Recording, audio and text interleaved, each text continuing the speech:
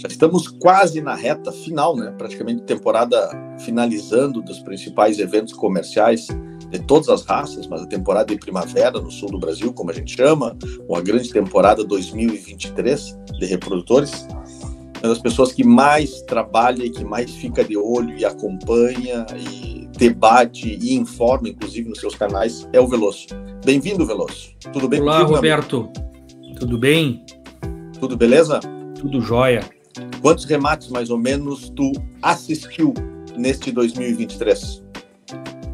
Seguramente alguma coisa aí próximo de 50 leilões que eu acompanhei em parte ou totalmente, né? Não que eu trabalhei em todos, né? Isso, essa era a segunda pergunta. Né? Essa era a segunda pergunta. E quantos tu trabalhou? Eu diminui bastante, Roberto. Eu já tive um número maior de clientes atendidos com leilões e hoje é um grupo em torno de 8 a 10, tá? Certo. Que eu sigo com envolvimento maior. E... Eu digo a nossa empresa, né? Sim, a tua empresa, lógico. Então, vamos lá. Então, estamos falando com alguém que assistiu aí 50 leilões em média, né? Estamos botando uma por semana, seguramente. Não é média, não é uma média, é uma estimativa.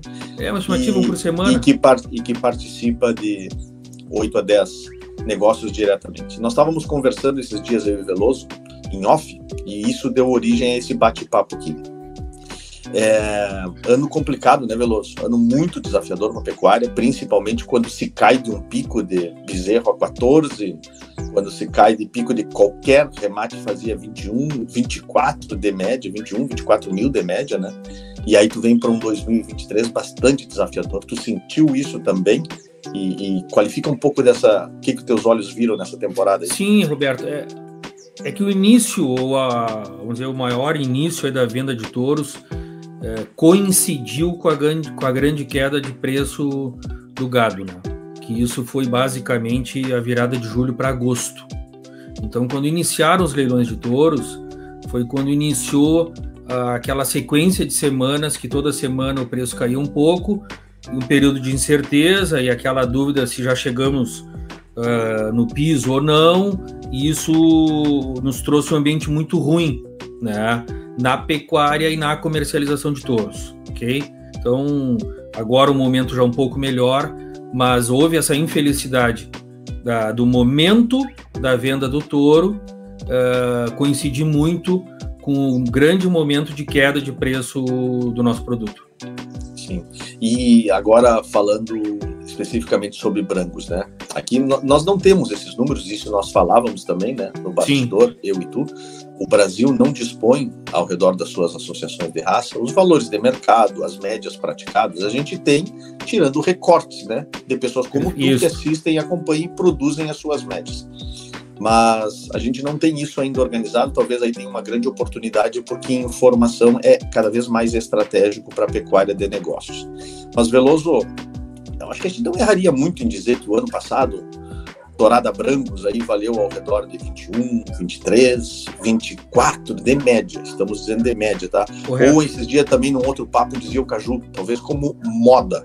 Porque média sempre tem aqueles touros que puxam o preço muito para cima. A moda é o termo talvez melhor, o pessoal usa menos, né? Mas que é o número que mais se repetiu, né? Isso, e o número que mais se repetiu em 2023, me parece, confirmas ou não, algo em torno de 13, 14, 15, por aí.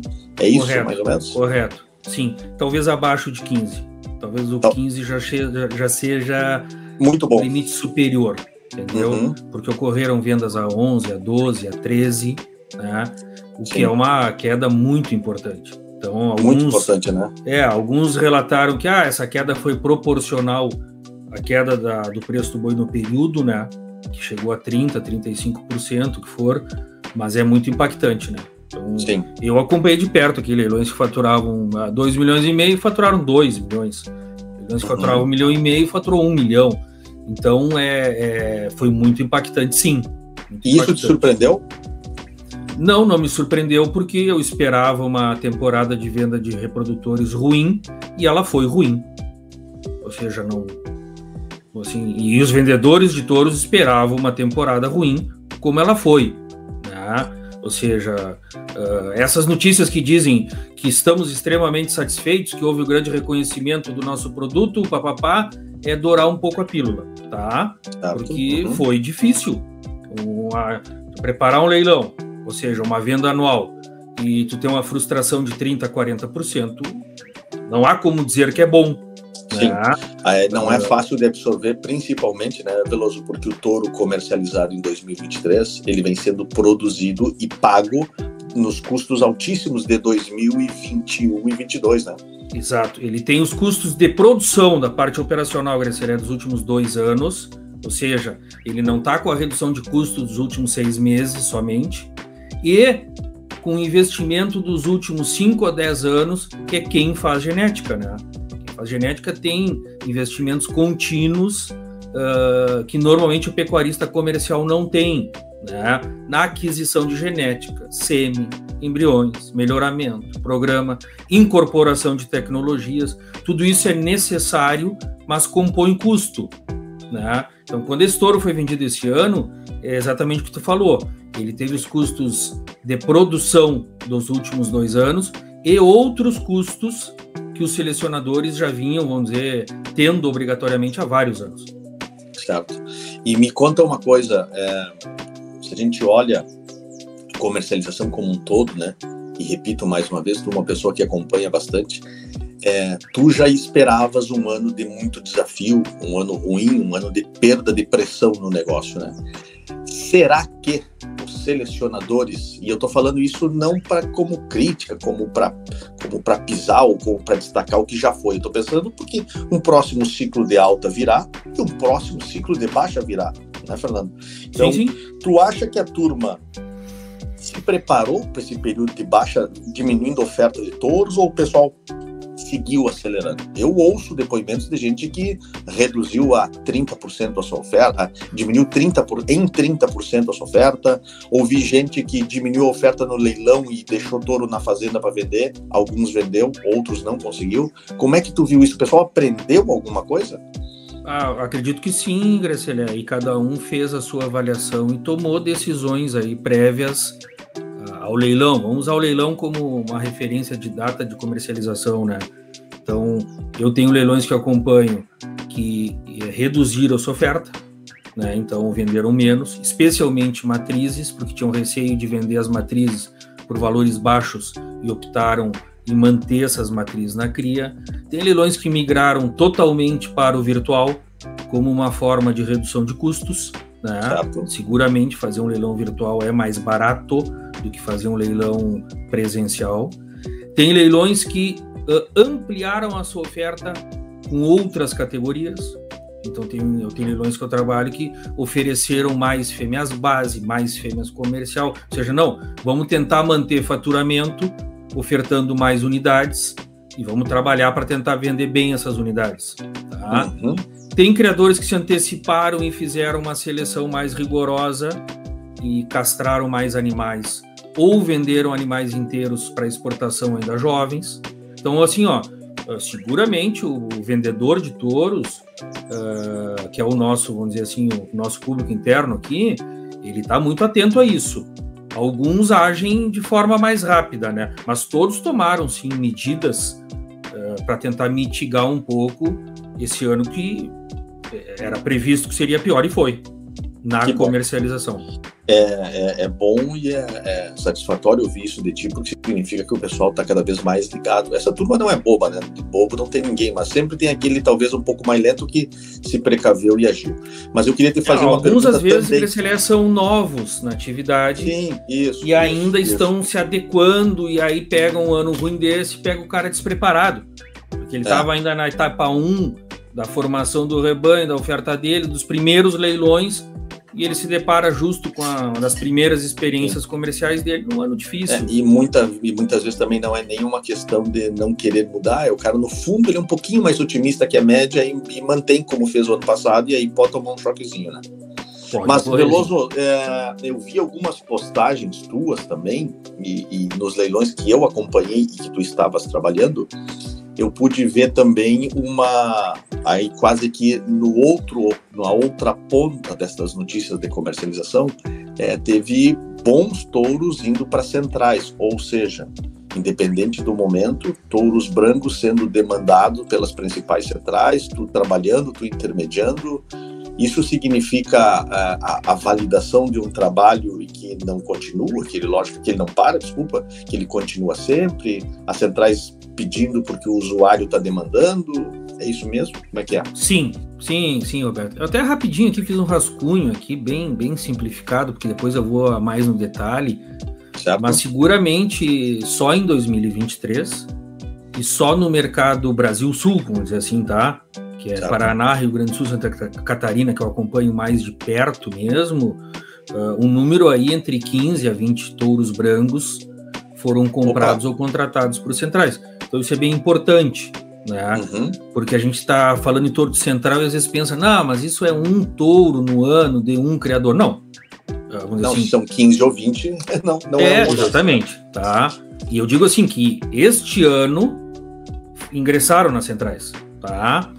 E isso iniciou lá na nossa Expo Outono, por exemplo, lá saíram 3 ou 4 touros, 3 eu tenho certeza, já contratados, que eram participantes. Então são touros jovens, né, de sobre ano, 20 meses, que as centrais querem se antecipar e já levar para coleta, então que é uma modalidade que está acontecendo, né, a contratação no primeiro semestre, e a tradicional que está deixando de ser a majoritária, que é a contratação de primavera que ocorreu agora, né? E aí são os touros vendidos no leilões de primavera agora.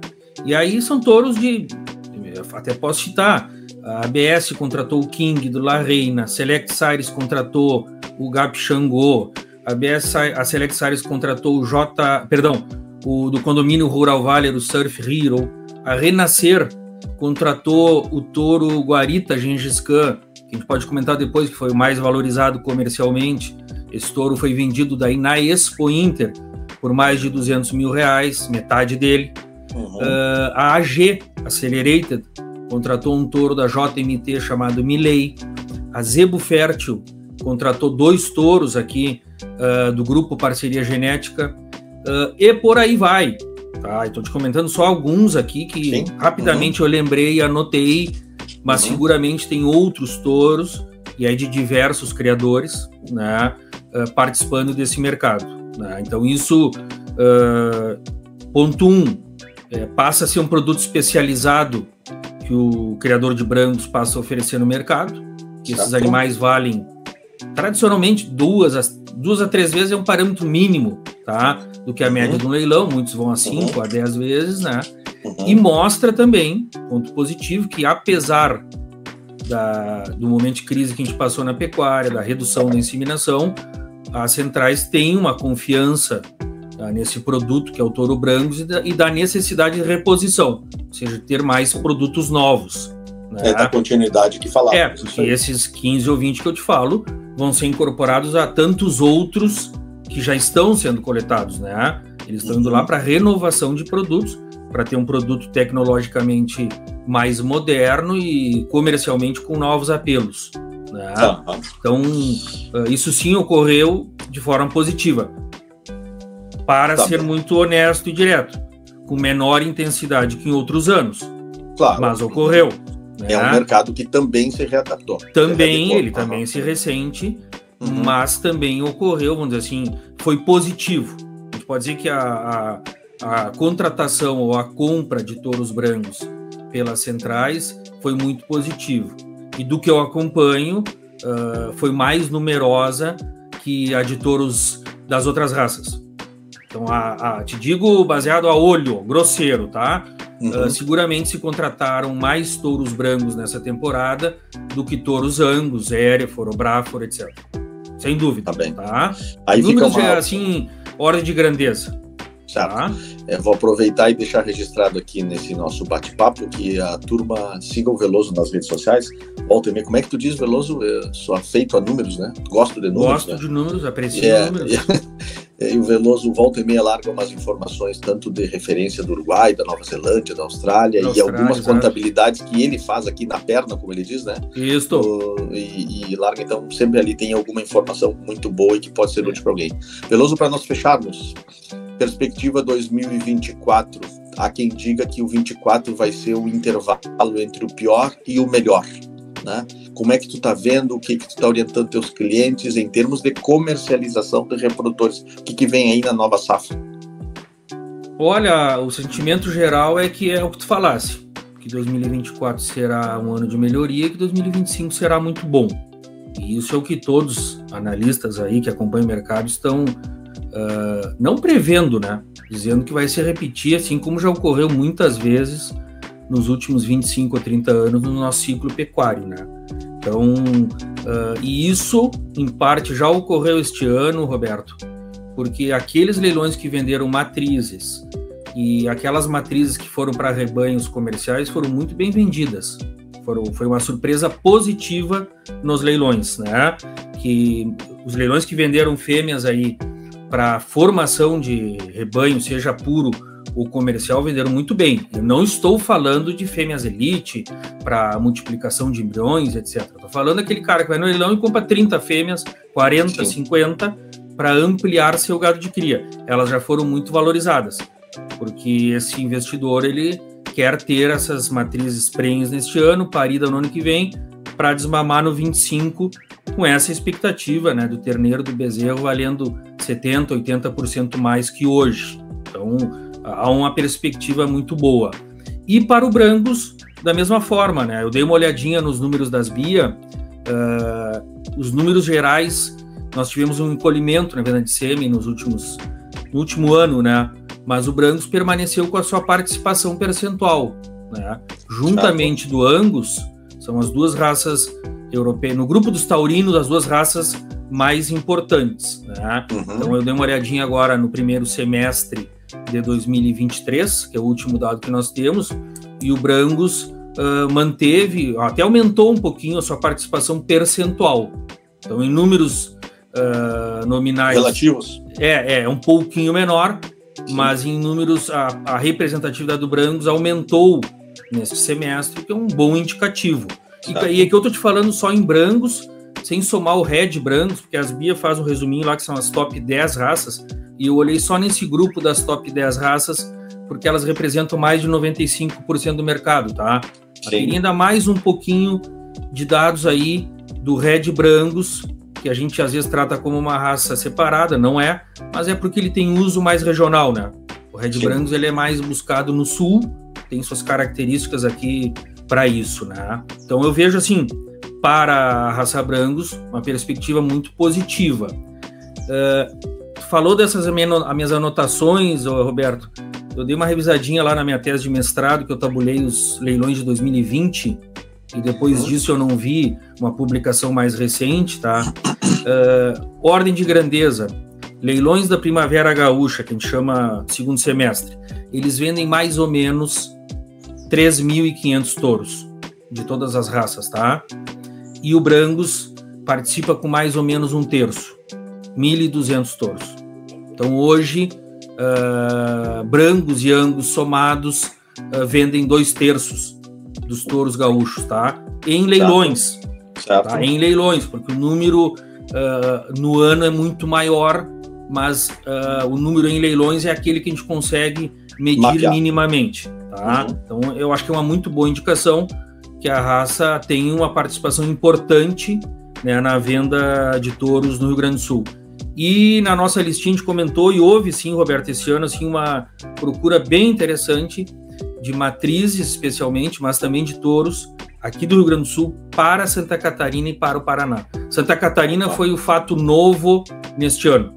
A surpresa super positiva, né? Muito positivo, porque Santa Catarina por um longo tempo teve impedido de levar animais do Rio Grande do Sul, de outros estados, pela questão do status da aftosa. E este ano foi o ano que teve mais impacto prático, porque os animais que tinham até 2 anos, né, podiam transitar para Santa Catarina. Então teve um grande volume de touros 2 anos e matrizes de até 2 anos que foram comprados pelos pecuaristas catarinenses. Isso nos deu uma ajuda importante na comercialização e um fato novo, porque num passado quem fazia isso era São Paulo, quem fazia isso era Paraná, quem fazia isso era o MS, e no mercado gaúcho esse ano eu não me arrisco a dizer que o maior comprador em volume interestadual foi Santa Catarina. Perfeito. Muito bom, muito bom. O papo sempre quando é mercado é muito bom contigo, Fernando Veloso. Joia. Meu amigo, muito obrigado, parabéns, obrigado à parceria aí, sempre por estar por perto, assessoria agropecuária, CRIO, fica perto da associação que a gente tem bastante coisa para fazer. À disposição, à disposição. E vamos por mais brangos e por mais brangos nacionais, tá? Eu sou um cara defensor do brangos nacional, tá? Temos a ferramenta correta na mão, é só trabalhar com ela. Tá bem, um grande abraço. Muito obrigado, Roberto. Obrigado, ABB.